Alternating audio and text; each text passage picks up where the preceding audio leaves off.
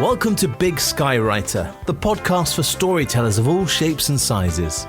Here's the host of Big Skywriter, Clint Morey. Thank you, Mark, and thank you for dropping by to listen. Let me give you a little background about me. I'm a history teacher.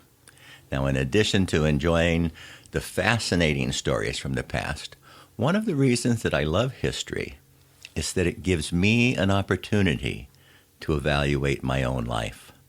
How would I react in situations that real people have faced in the past?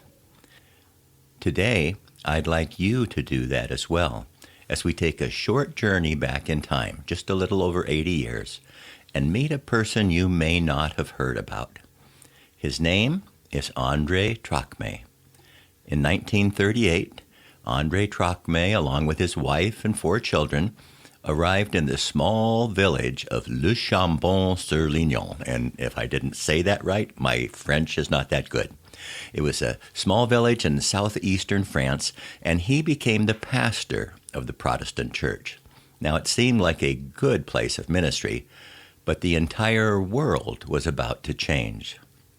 In 1940, just 2 years after Trocmé arrived in Le Chambon, Germany invaded France and defeated them.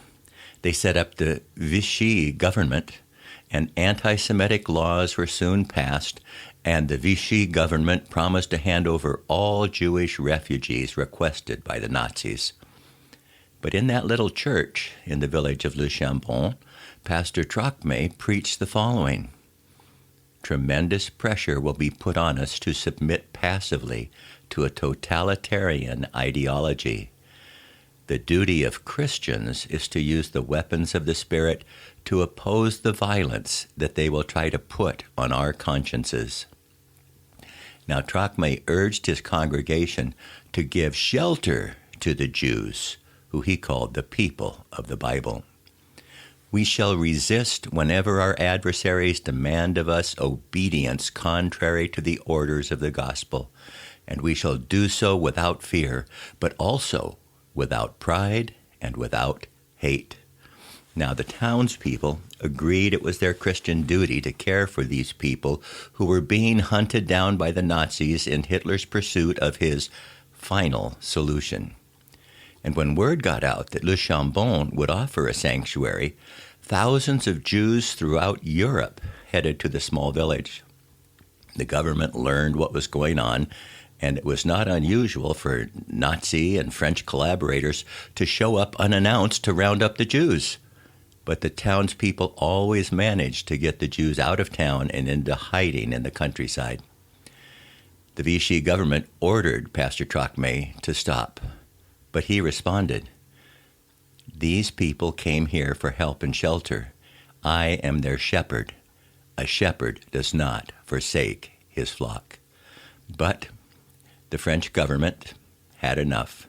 They arrested Trocmé along with the assistant pastor and a teacher at the local village school, and the men were sent to an internment camp where prisoners were housed until many of them were sent to concentration camps of the Third Reich, never to be heard from again.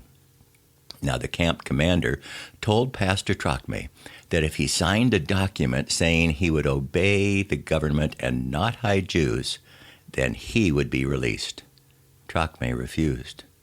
After 5 weeks, though, of the townspeople just pleading to let their pastor out, Trocmé was released and he returned to his village. But only a few weeks after that, he learned that the Gestapo had been ordered to kill him. So Trocmé went into hiding until the end of the war.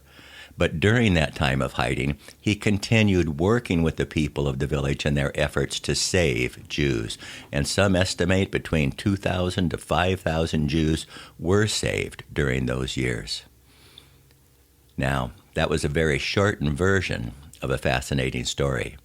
But some of the questions it raises in my mind are quite clear, and they're questions that I would like you to consider how you would have responded. Would you have encouraged other Christians to disobey the government's orders to save people that the government wanted to exterminate, knowing that if they did disobey, they could be killed or severely harmed? Another question.